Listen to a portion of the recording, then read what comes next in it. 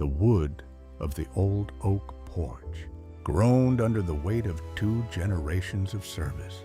It was a muggy July evening in Ohio, the kind where the air hangs thick and the fireflies just start to blink in the tall grass. Sergeant First Class Sarah Jenkins sat next to her father Thomas. He was a man carved from granite and old wars, a former Marine who left a piece of his soul in the jungles of Vietnam. But tonight, his hands that had rebuilt engines and patched up a torn family after Sarah's mother passed, were trembling. Sarah was shipping out in the morning, her 3rd tour. Thomas didn't look at her. He just stared out at the cornfields, his thumb rhythmically rubbing the scratched glass of a silver compass. It was the same compass that had gotten him out of the Korengal Valley.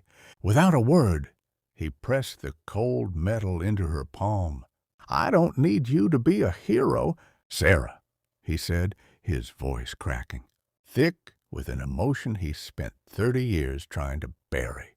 "I just need you to come back to this porch." Sarah gripped the compass, feeling the weight of the brass and the gravity of his words.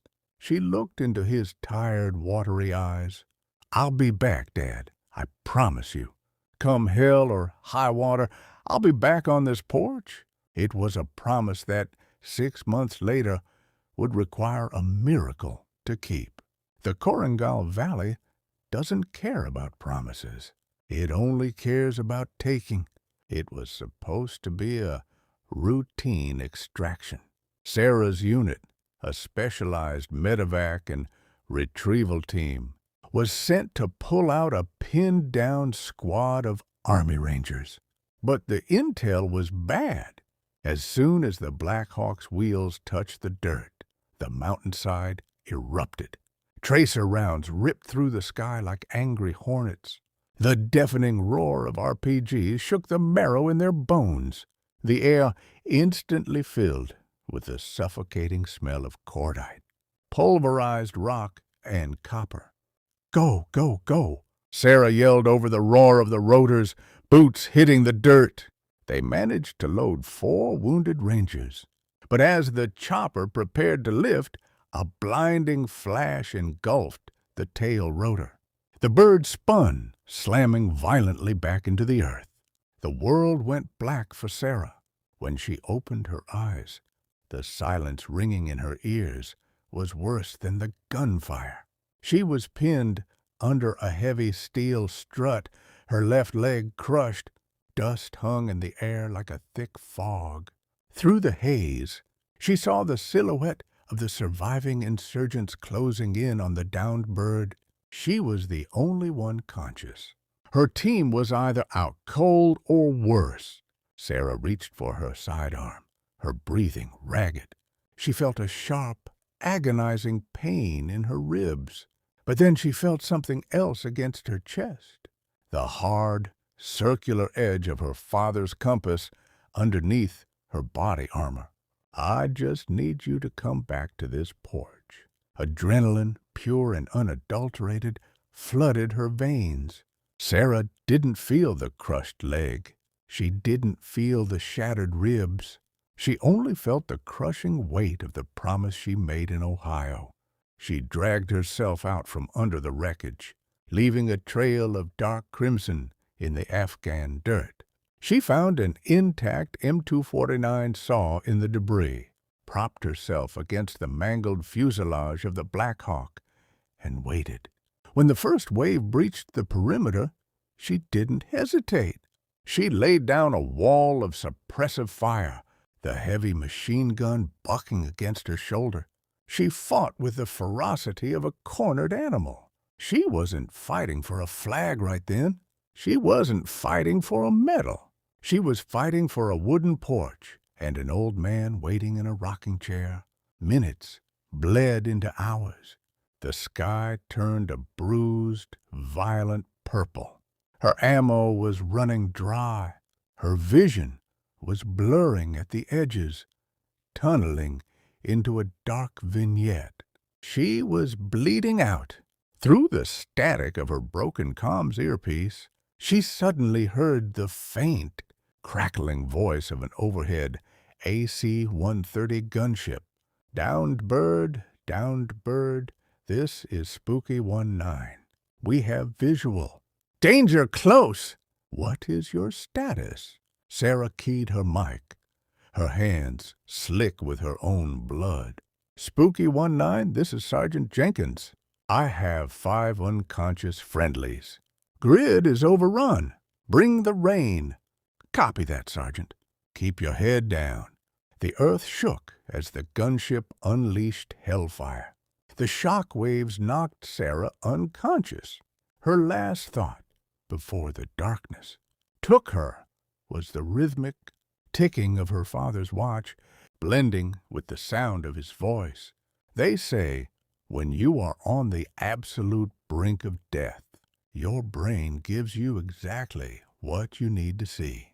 Sarah wasn't in the Korengal Valley anymore. She was walking down a long, dusty dirt road.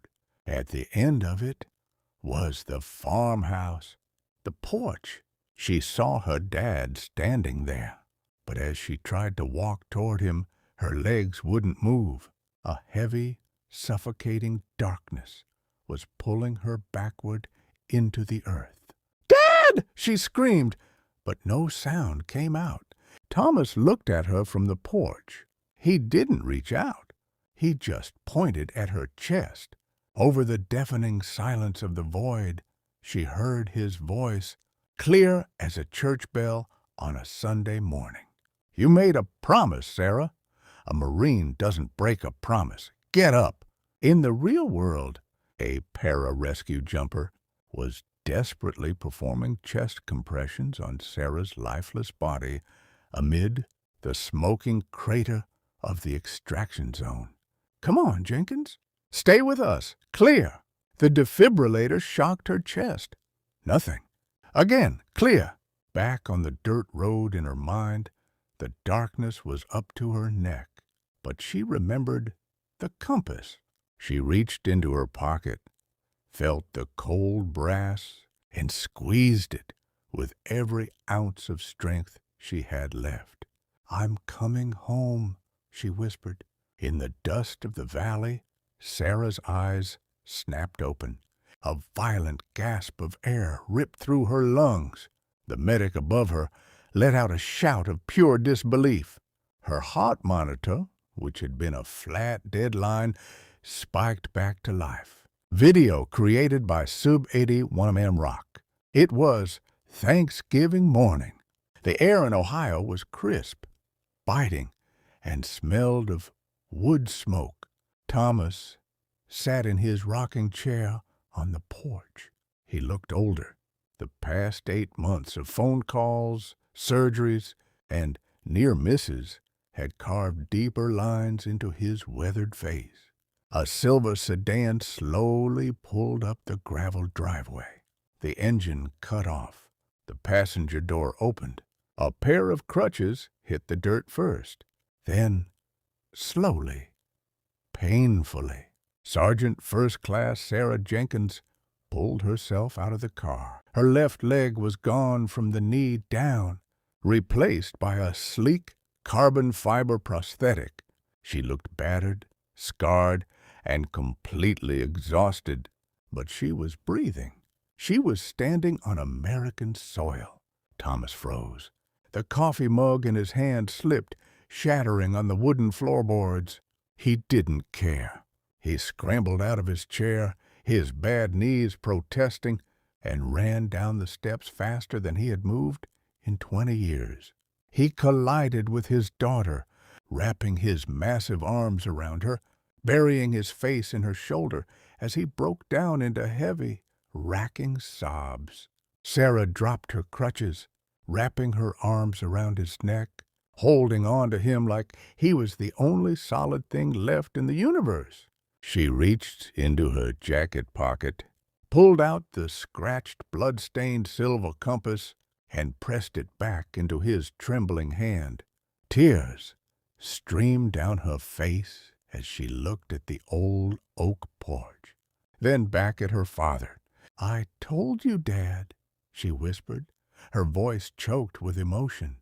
Come hell or high water, she promised her dad she'd come home, and she did.